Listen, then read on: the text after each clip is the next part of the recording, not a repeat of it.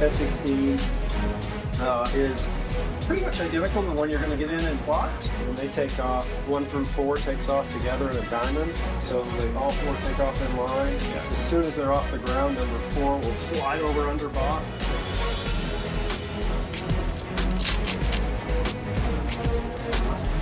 Alright, you can throw this on like a backpack. This will be your torso on this.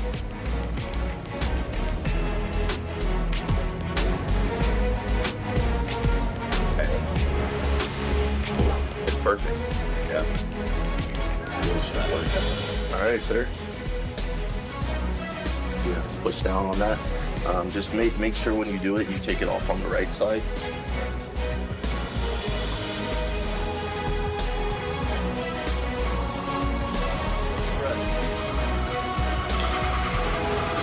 Breathe normally. So then I went to North Carolina for about 6 years, so 2 assignments back to back here on the team, 3rd show season, and I will be passing off the torch in about 2 months. Here in your pocket, I think the left one is easier to get another than the right one. Yes. Oh yeah. Alright, stay here, show it. Just click right. Nice. So 1-1 ratio. So you'll be moving up there. Yeah. This is where he was talking about the smoke walls. Basically like that full mountain. And then eventually you work your way up to show line.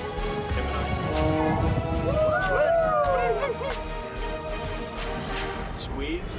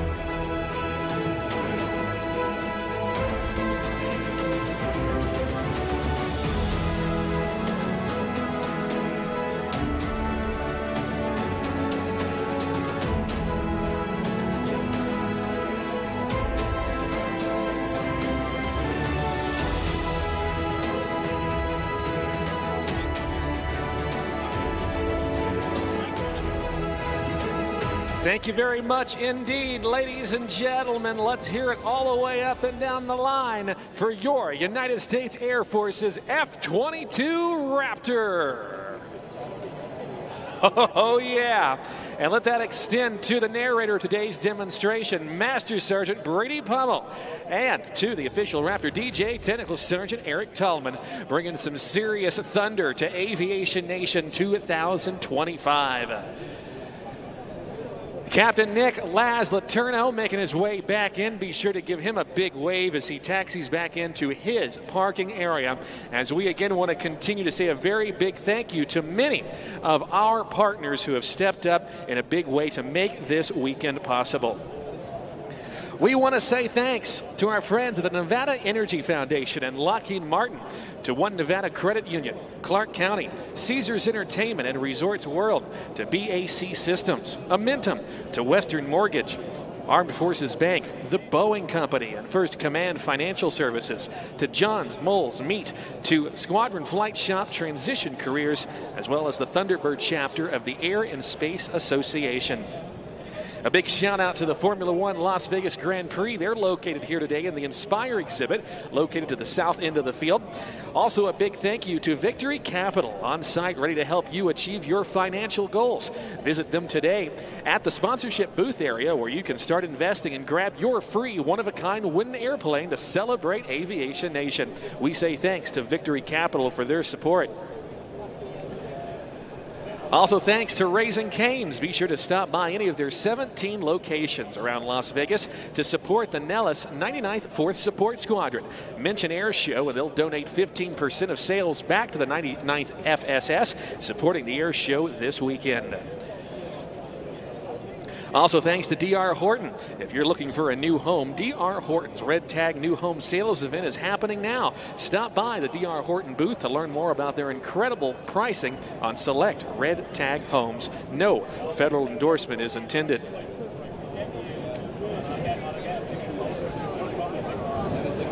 Well, as we get the F-5E Tiger II on the ground, flown by retired Brigadier General Tommy Williams, call sign limiter, our aerial action continues. Of course, it was the F-5 that saw a little bit of limited service during the Vietnam War, being flown by a variety of allied nations as well, and also served for many, many years as an aggressor, as part of the aggressor squadrons here at Nellis Air Force Base, and of course supporting the efforts of exercises such as Red Flag that provide that real-to-life combat environment.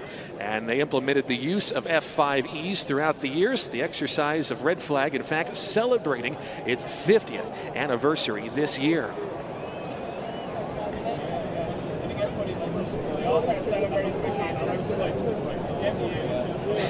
Well, as we get the F-22 Raptor and the F-5 Tiger clear of the runway, taking off now to the right. I'm going to pull the music back so we can listen. Vicky Benzing and the P-51 Mustang.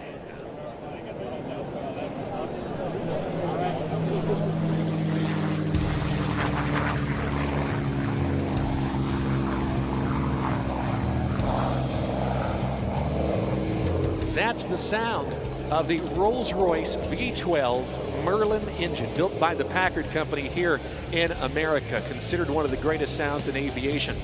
It was also the power plant for the Supermarine Spitfire, this particular one, a Mark 14 powered by a Rolls-Royce Griffin engine. Let's listen.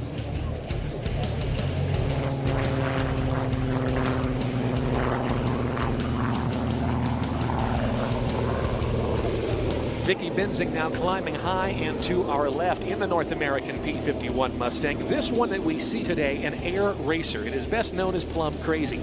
It was after World War II that many P-51s made their way onto the civilian market, and you could have bought one of these legendary World War II fighters, surplus from the military, for around $3,000 to maybe $4,000 a copy. Today they go anywhere from $3.5 to $5 million a copy, depending on their condition. But it was after World War II that this particular P-51 made its way to the civilian world, and in 1964 a guy named Al Paulson bought the aircraft for his buddy Clay Lacey. He went on to race it at the National Championship Air Races in Reno, and Al going on to become the founder of Gulfstream. Al had a project. He was starting a new airline with service to Hawaii, and he wanted some special purple paint to apply to his airliners. He made an order for 50 gallons of purple paint, but a couple of weeks later found there was a rounding error. They accidentally shipped him some 1,500 gallons of purple paint, so everything from the planes to the ladders to the tugs were painted in this purple paint scheme.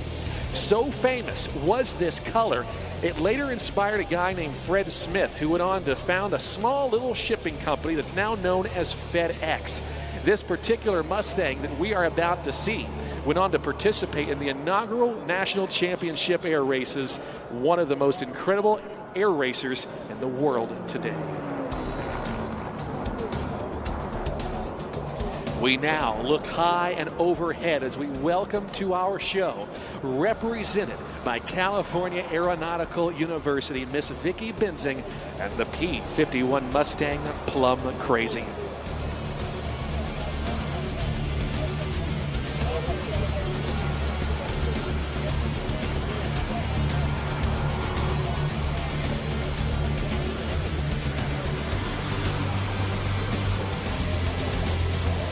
Having owned this aircraft for some 55 years, Clay Lacey sold this airplane to her friend Vicki Benzing in 2019, who restored it and flew this aircraft to a 4th place finish in the unlimited class in 2023. Completing this, the Cuban 8 maneuver, as Vicki inscribes the big figure 8 laying on its side. We listen to the sounds of that 1,600 horsepower Rolls-Royce Merlin engine. Born and raised in California, Vicki Benzing is an accomplished aviator, and with over 10,000 hours of total flying time, she's had a passion for everything that's airborne. She still remembers her first flight at a very young age, going on to fly in a friend's antique Taylorcraft airplane in her hometown of Watsonville on the California coast. She was thrilled by the spins, the loops, and the rolls that her ex-military instructor taught her, and later went on to take aerobatic instruction by the famed Amelia Reed.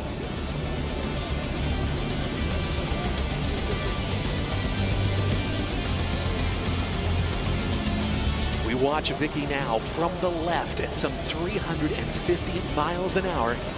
She sets up for this, the barrel roll.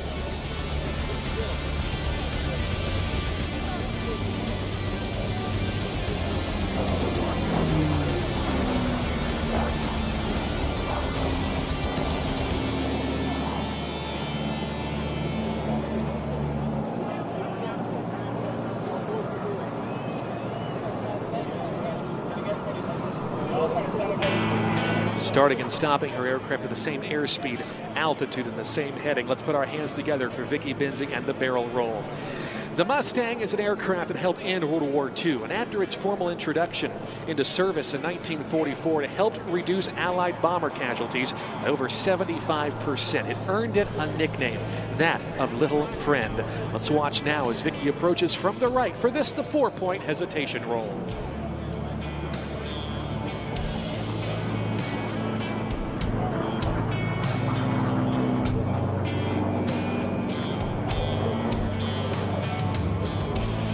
Vicki's aerobatic flying took a back seat while pursuing her PhD in chemistry from UC Berkeley and began working in the Silicon Valley in the high-tech industry.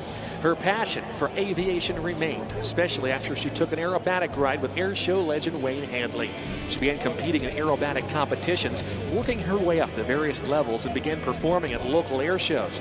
Today, she's in high demand around the country as one of the smoothest warbird flyers in the nation. Giving you a look now at what this aircraft would have looked like at the National Championship air races at the left turn, high speed, and less than about 100 feet above the deck. In her first year of air racing, Vicki Benzing was chosen as the Rookie of the Year, having won her first race ever. It was in 2015 that she became the fastest woman racer, setting a new record in the jet class in the L-39 Albatross at some 469 miles an hour. In September 2023, she flew this P-51 Plum Crazy to a 4th place finish in the coveted unlimited class. She is the second only woman to have raced in the unlimited class in the air race's 59-year history.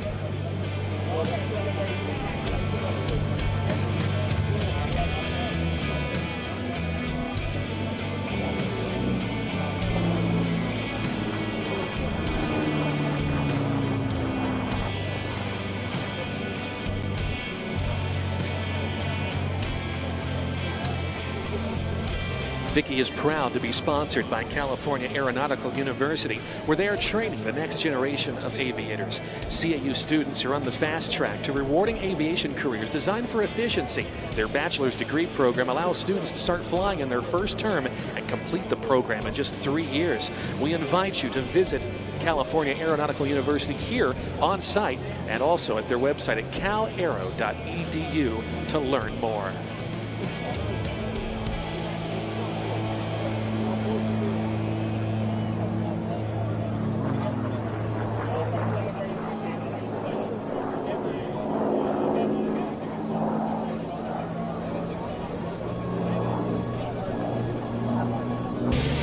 CAU is excited to serve as a partner university with United Airlines and several regional air carriers, offering CAU students a direct, streamlined route to the airlines. CAU students can also enjoy one of the newest collegiate aviation fleets in the business.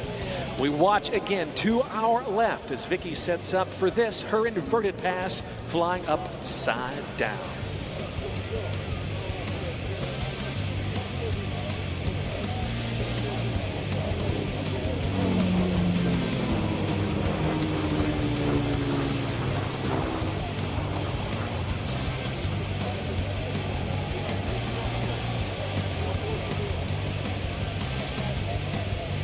Ladies and gentlemen of Aviation Nation 2025, how about a big round of applause for Vicky Benzing? This aircraft representing everything that is great about America, the ingenuity, the dedication, and the determination to win that America had during the 1940s. Designed and built in just 117 days, it was built by the North American Aircraft Company. Inbound this time for Vicky's salute to the men and women of our armed forces and all of our veterans in attendance today. It's the 8-point hesitation roll.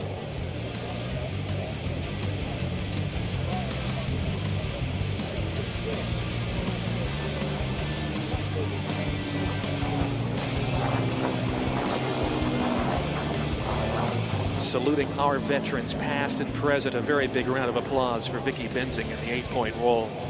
She is going to set up for one more pass as part of today's performance, giving you a final look at this iconic purple P-51 air racer. She'll give you a great look right down into the cockpit as she now approaches behind and to our left.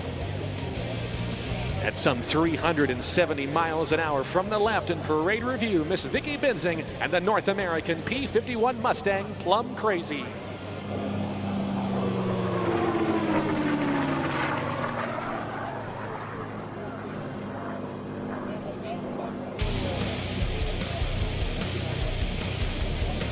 She wants to thank Apex Aerospace Corporation, Concord Batteries, Tempest, Gleim Aviation, Oregon Aero, Lift Aviation, Best Tugs, Method 7 Performance Optics, and of course, California Aeronautical University. To learn more about Vicky Benzing and her P-51 Plum Crazy aircraft, you can visit her online at vickybenzing.com.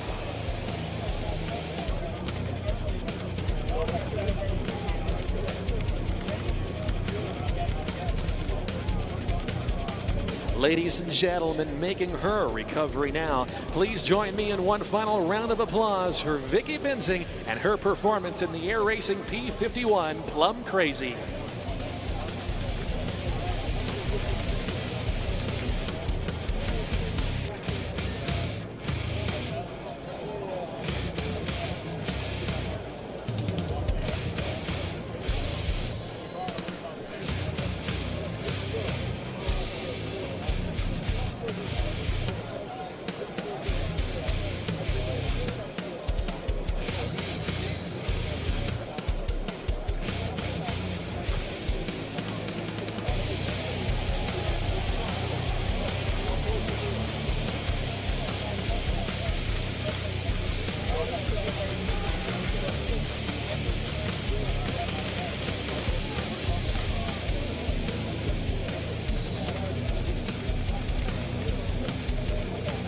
Vicky Benzing now recovering the P-51 out there on runway 3 right as our aerial action continues. In just a couple of moments, we are going to be turning things over to our final demonstration and airshow performance prior to turning things over to the Thunderbirds at 3:35, and they are that of the Red Bull Air Force. taking a look out in front of us, you will see a Zivco Edge 540 flown by the one and only Kirby Chambliss. He's a Red Bull air racer, previously a world champion in those coveted air races that ran across the globe for many, many years. And today, he is going to be turning his explosive flying style into some incredible flying that we're going to have a chance to witness in this multi-faceted routine. Flown not only by Kirby Chambliss, but also that of Aaron Fitzgerald in the Bocow B0105 helicopter and our jumpers. We'll tell you more about that here in just a couple of moments. Right now, the team preparing for this display as the smoke comes on. Take a look as we kick off this demonstration in great style, showcasing to you that Red Bull gives you wings as Kirby Chambliss now takes off into what he calls the Cobra maneuver and hangs it on the prop to get this display going for us here today. The Red Bull Air Force, consisting of some of the most incredible aviation professionals, and they have all made their way here to Nellis Air Force Base this weekend to be with you and again showcase to you the full limits and what is to come as part of the Red Bull Air Force. Right now, Kirby Chambliss off to air show right in the inverted position as he pushes forward on the stick and look for the 2-point rolls back to upright flight. Kirby Chambliss is a guy who started flying and never thought that aerobatics would be part of his life. He began flying as a corporate pilot with a hotel chain where the chief pilot was a smart guy. He says, hey Kirby, if this jet ever ends up upside down with the CEO on board, we want to make sure you can, well, roll it back upright, not hurt everybody. Kirby says, makes sense to me. And aerobatic flying is where it started. Now, as Kirby Chambliss continues to tear it up, look high and overhead to our left. You will see two jumpers working their way down. That's Mike Brewer and Amy Shimalecki. They are part of the Red Bull Air Force, being brought to altitude by Aaron Fitzgerald. Under canopy now, you will see the smoke as they work their way in towards show center. They are flying what are known as swoop chutes. They are fast canopies. They have a very small area that allows them, in fact, to reach speeds in excess of some 70 miles an hour.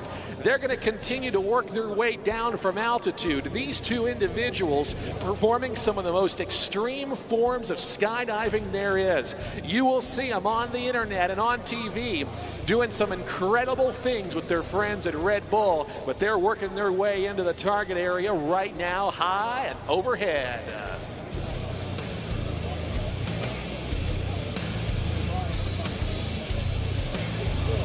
Inbound to the target area, faster than a speeding ticket at some 60 miles an hour. What do you think, Nellis Air Force Base? Let's put our hands together for the Red Bull Air Force, Mike Brewer and Amy Shimalecki. Now, high and overhead once again, we bring to you another jumper, that of Sean McCormick, as he has now departed the side part of that helicopter, working his way in free fall momentarily up to about 120 miles an hour. He is jumping that of a wingsuit. Take a look as Kirby Chambliss now works to circle him with his smoke. These wingsuits have a glide ratio of about 3 to 1, and it actually allows them to track across the ground. The speeds capable as part of these wingsuits are incredible, and we are seeing a great demonstration of that here today. You will see, if you look very closely, some panels. Sean is actually working to unzip those panels. Those are more or less his flight controls, allowing him not only to fly forward, but to roll and do some incredible things. We're going to continue to watch Sean McCormick now under his own canopy, maneuvering his way in towards show center. But ladies and gentlemen, judged by your round of applause, how do you like the Red Bull Air Force so far?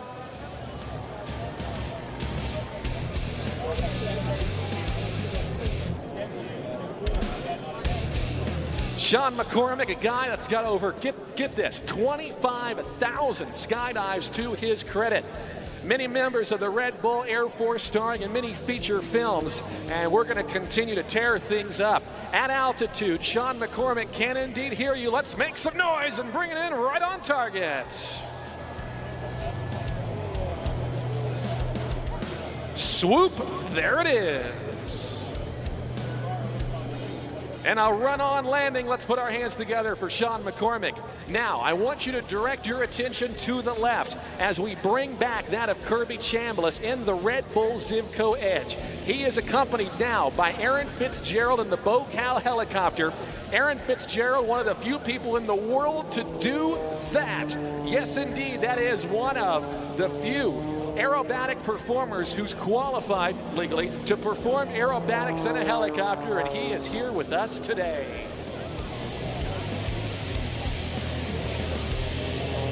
We're going to watch them to the right as they both climb. Kirby in the airplane, Aaron in the helicopter as they perform the simultaneous hammerhead turnaround.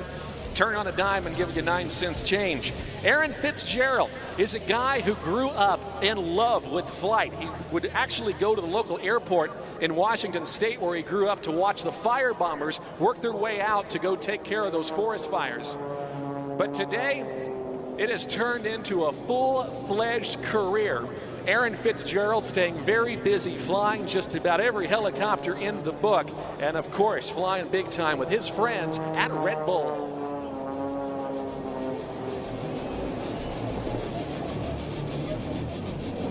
This is a dissimilar formation indeed, as Aaron Fitzgerald performs a bit of a split, maybe a half Q&A maneuver, and Kirby continues to roll the aircraft inverted upside down. Now, this Bo 105 helicopter that we're seeing actually got its start back during the 1960s and still goes strong, particularly in Europe, as an aeromedical evacuation helicopter. What makes this helicopter a little special and allows it to perform maneuvers just like the ones we're seeing now is it has a solid titanium rotor blade system that keeps those blades from flexing, because if you took a normal helicopter and went out here, you'd probably, well, cut the tail off or something. But it is that solid titanium system that allows this Bo 105 to perform these maneuvers. Aaron Fitzgerald, one of only about 3 or 4 people anywhere on the globe authorized to perform these aerobatics in a helicopter.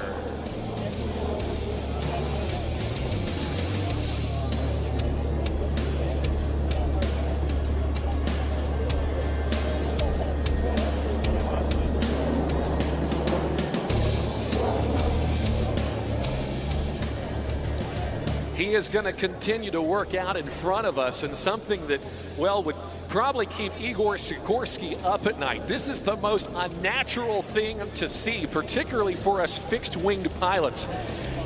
He's got the cyclic and the collective. There's a backflip. What a wild ride that must be. He actually maintains about 1+ positive G on the helicopter all the way through, and he tells me that it's fairly smooth. I'll take his word for it. I'm not going up there. But we're going to watch him to the right, and here in a moment we're going to see one of my favorite maneuvers. It's called the bow turn. There it is, inverted, spinning it around and bringing it right back to show center. Let's put our hands together, everybody, for Aaron Fitzgerald.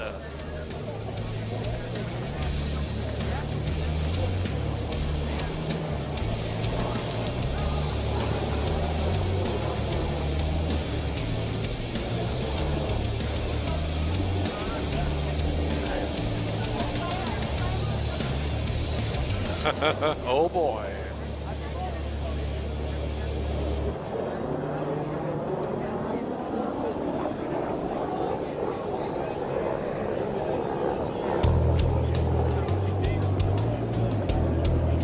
Aaron Fitzgerald continuing to fly this helicopter aerobatically for us.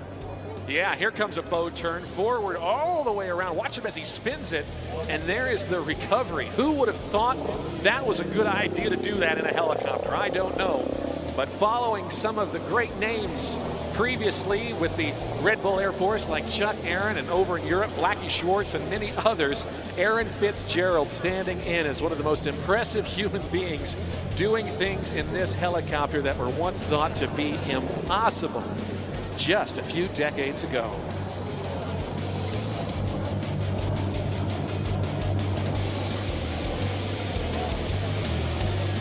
Aaron's a military veteran serving in the U.S. Army as a paratrooper previously with the 82nd Airborne. He was even awarded the Medal of Valor for rescuing 2 flight crew members from a burning helicopter.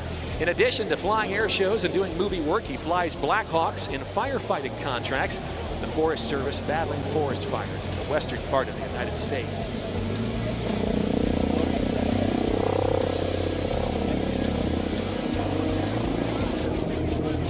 Now for Aaron's last maneuver. This is the one we make him do. This is called the bow. Let's watch him as he slows it down. Give him a big wave.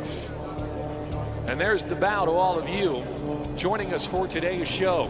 Now, as we get Aaron Fitzgerald clear of the airspace, we're going to bring back into our aerobatic airspace Kirby Chambliss and the Red Bull Zivco Edge 540 as he sets up for some solo aerobatics to continue this most impressive routine.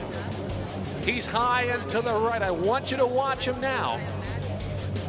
With all of that altitude, he's going to be setting up for something incredible. Let's watch him now to the inverted position as he pulls back on the stick. Look for the point rolls. That's the mark of a competition aerobatic pilot. Where in competition acro, it's where the judges look for the perfect 45 and 90 degree lines, the perfect loops and rolls. Airshow flying's a little bit differently, but he's going to ring this airplane out, showcasing to you this, one of America's most prevalent and capable aerobatic superplanes.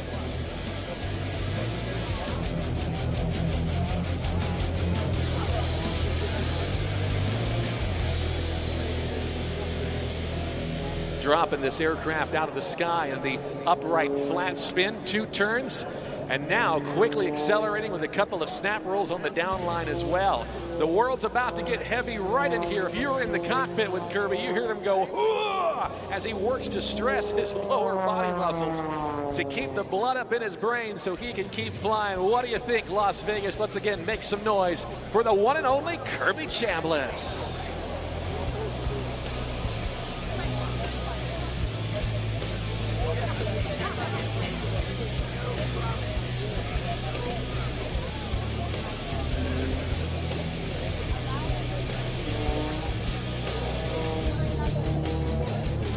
This is actually just one of several airplanes that Kirby's got. And he actually started learning how to fly helicopters here in the past couple of years, where he flies from his home in Arizona. It actually allows Kirby to wake up, work out, maybe go fly and be back home for Korean barbecue. We're going to watch him as he continues to shred the sky in little pieces as he goes into the hammerhead turnaround, using those oversized control surfaces to go nose for tail, shredding the sky for us here in the skies over Aviation Nation.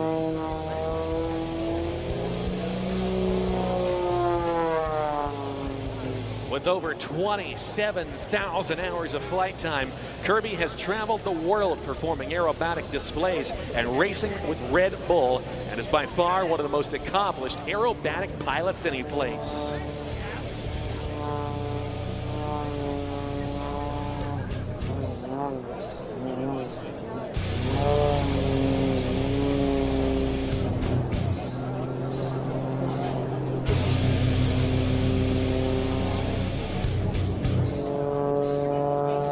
Going through the micro loop there at Show Center.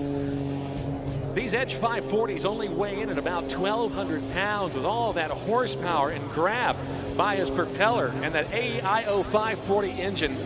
This is basically Kirby's dirt bike with wings, and it has a thrust-to-weight ratio of nearly 1-to-1. That airframe very much an extension of Kirby's personality.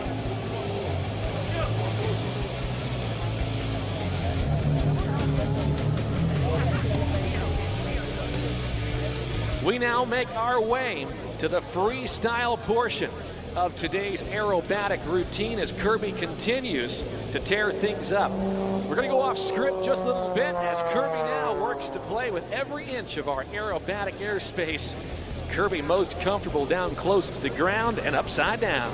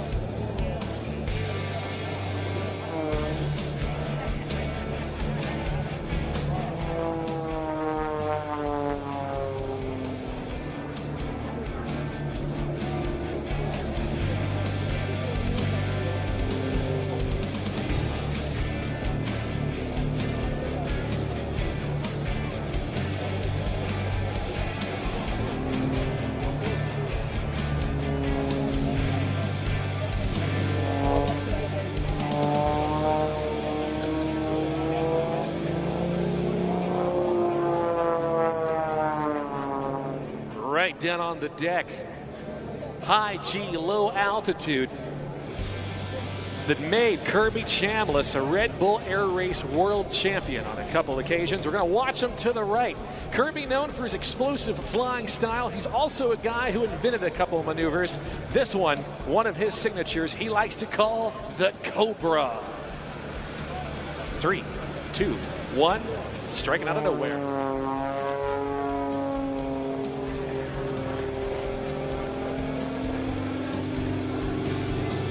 Kirby Chambliss wants to thank his sponsors. They are Piper Aircraft, Tempest, Precision Airmotive, Parker Aerospace, MGL Avionics, Concord Batteries, Goodyear Aviation, MT Propeller, AC Air Technology, Skydive Arizona, Aircraft Spruce and Specialty, High Performance Aircraft, and Red Bull, showcasing that Red Bull does indeed give you wings.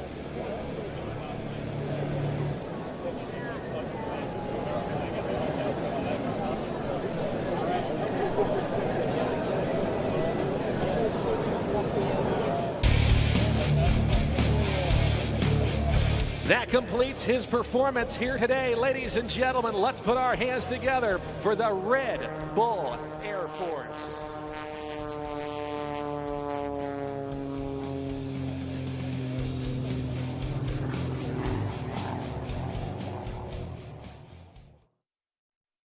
Robin Olds had a life that always revolved around aircraft and the Air Force.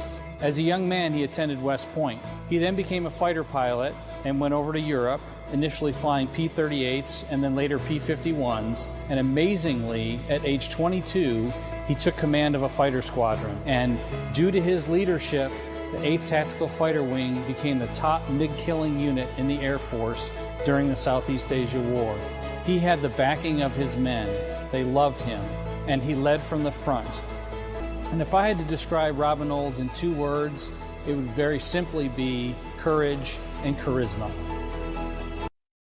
Welcome back into the broadcast position here at the Aviation Nation Air Show. Dan Hawkins alongside Caitlin Jones-Martin. We are delighted now to be joined by the family of General Olds, an Air Force legend, Christina, and granddaughter Jenny. How are you guys today? We're wonderful. We're so happy to be here. Thank you so much for stopping by. And, you know, when we were looking, of course, everybody knows General Robin Olds. But, you know, when I was digging a little bit deeper, he was actually one of the first people to come up with an air demonstration team and an air show concept. So talk a little bit about what it's like being here at a modern day air show and what your dad and your grandfather would have thought about this. You know, you're right about his air show team. He flew the P-80s out of Riverside, out of March Air Force Base, right after World War II. And those guys formed the first aerobatic team, probably the precursor to the Thunderbirds when you think about it.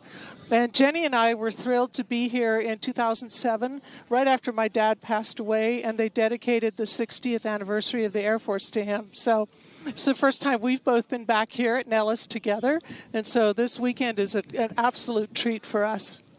So talk about the impact of growing up around your dad, and obviously, you know, sometimes when you're a kid, right, you don't really understand the impact of your parents and what they might do for a living. But as you grew up and then, you know, started to learn more about how much of an impact your father had, can you maybe talk about that from your close perspective? Well, of course, as a child, I did not know what he did. I didn't know how important it was, what he did. I think my first introduction to kind of understanding it was when he was wing commander at the 81st Fighter Wing in England at Bentwaters. And every place my sister and I went with him, we got saluted. So we thought they were saluting us, but he was the commander of the base. But it wasn't until he got sent to Vietnam that it just hit me really hard, because that was the only time he was gone away from us for a whole year. So I was living with my mother and my sister in Washington, D.C., and, you know, the Vietnam War was just a horrific experience for everybody, and we didn't know from one day to the next what was going to happen. So we just absolutely are so proud of him, and every night, every full moon, every month, I would talk to that full moon, sending a message to my dad, knowing he was seeing the same full moon over in Vietnam. So I knew then, especially when Bolo happened in January 2nd, 1967, and it made news all over the country. And then it was just, everything was all about him. And as soon as he landed back from that, he went right into a meeting in the Oval Office with LBJ. So... Wow. Absolutely incredible. And I would be remiss if I didn't comment, having been stationed at Kunsan once upon a time, on the Wolf Pack jersey. Can you tell us a little bit about what that signifies? Right. So when he commanded the 8th TAC Fighter Wing in Ubon in Thailand during Vietnam, he named it the Wolf Pack. And he named it right before Operation Bolo in the pilot briefing in the morning when he said, "Go get 'em, Wolf Pack." And so it's still the Wolf Pack. It is. And in 1975, the wing moved from there up to Kunsan, South Korea, where they've been ever since. And that whole base is the Wolf Pack. So I have been lucky enough to visit there twice. The last time was in 2017. And that's when the wing commander gave me this jacket, which I love to pieces, because my dad was known as Wolf One. And so I wear this very proudly. Yep, and still today they call the commander of the Wolf Pack Wolf One, or the Wolf. Wolf. Jenny, if you can talk to just kind of like being in this family business, your mom kind of took over writing the memoirs for General Olds, and now you're starting to talk about the legacy as well. What's that like for you? I mean, it's a true honor. My grandpa was my hero. He was an extraordinary grandpa, and similarly, growing up, I had no idea. He was just my grandpa, and then we started going to air shows with him and started going to veterans events, and just seeing the entire room stand up and give him a standing ovation and starting to understand his impact. And after he passed, it's very special and very lucky that even though my grandfather is gone, he is always with me, and I will always meet someone who has a story about him. And it is just truly an honor to carry on that legacy and understanding the importance of the role in making sure that his impact continues. Yeah, Jenny and I have been doing air shows together as much as we can over the last many years, like the last 10 years.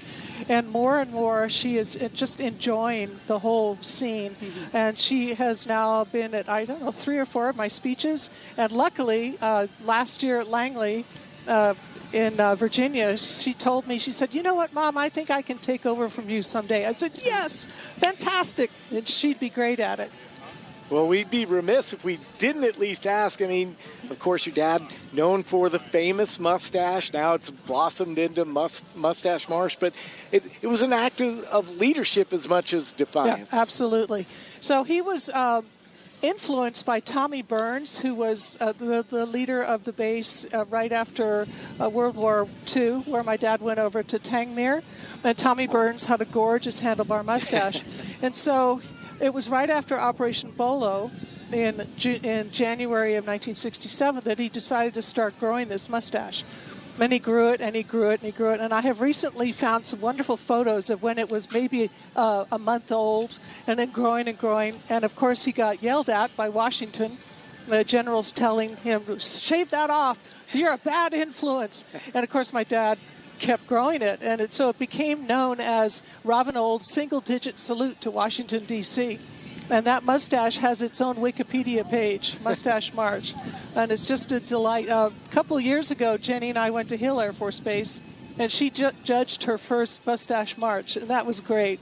So fun. Absolutely. And it's something that continues, to this very day. When I was at Senior NCO Academy last year, we had a Mustache March competition. So, and that is directly influenced by General Olds. And so what an amazing legacy, and just a great homage to one of the heroes in aviation. I think one of the magical things about him, and I certainly learned this as his child, and Jenny learned it as his granddaughter, is he had the most fantastic sense of play.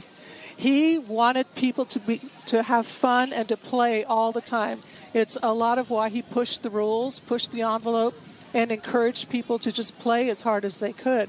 And so that mustache was part of it. And he was really loved as a leader and as a fighter pilot, but more than anything because he was so personable. And he just loved being around his troops, and they loved him. Big smile. And he really cared about readiness and being ready for any fight, and his leadership exemplified all of that. Yeah. So we certainly appreciate you guys taking time today to join us and talk about your dad and your grandfather, but such a legacy, and we appreciate all that you guys have done as well. Well, it's our honor to be here. I just never get tired of this. I'm lucky to be able to speak at many Air Force bases around the world, and there's nothing gives me greater joy than talking to a room of young fighter pilots in their flight suits who have just either come in from the flight line or are about to go out to it. And it really keeps, they relate to his character, his personality. It's more of a renegade kind of leader that is easier to follow than a bureaucratic, rule giver. So. Absolutely. His leadership, his legacy, absolutely timeless. A true hero. Thank you both for being here with us today. I know you have to get over and help the Thunderbirds launch, and that show is coming up next, Dan. We are just moments away from watching the U.S. Air Force Thunderbirds take to the skies. America's ambassadors in blue, they've been flying since 1953, I think. General Olds would be thrilled to death to watch the Thunderbirds today. Yes, he loved them. Absolutely. Thank you so much. It's been a real pleasure. Thank you for having us. So that was the family of General Robin Olds. That was a lot of fun. I mean, down memory lane, and the impact of General Olds can't be overstated. No, I mean, in this day where we're talking about lethality and readiness, here at the home of the fighter pilot at Nellis Air Force Base, I mean, it's just everything that General Robin Olds stood for, and the legacy that he's leaving, and, Jenny and Christina carrying that legacy forward into a new generation of airmen is absolutely incredible, too. So what an honor, what a thrill to have them here with us today. And it really is interesting if you think about, we're here at an air show, and General Olds was kind of like the precursor, like started figuring out how to do demo teams and what that's evolved into today. So yeah, it was actually really fascinating. You learn something new every day, even if you've been in the Air Force for a minute. Researching General Olds and finding that he wasn't necessarily, like Christina said, a rule follower all the time. So when he was over in England, he did an air demonstration and had an open house like this, but he didn't tell his chain of command. So once they found out, they were not too happy that he was just out there doing acrobats and sharing it with the people of the UK. And I just loved that he cared so much about showcasing our United States Air Force that I'll just do it. What are they going to do? Right? Oh, man. Yeah, hey, I'll just do it and we'll see what happens. Yeah. And it's just a blast to be here with you today. Like I said, we're just moments away from seeing the U.S. Air Force Thunderbirds here at Aviation Nation 2025, streaming live on the Nellis Air Force Base Facebook page. We're on airforce.com, airforce.com, everything you need to know, really, about the Air Force and how to join this incredible team. So let's learn a little bit more about the United States Air Force Aerial Demonstration Squadron, the Thunderbirds.